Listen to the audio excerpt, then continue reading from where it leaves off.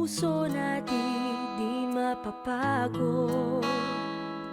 Abutin ng kamay na handang tumamay. Mga puso na di mapapagod.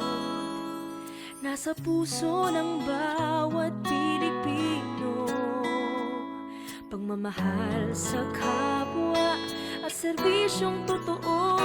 Isang bayan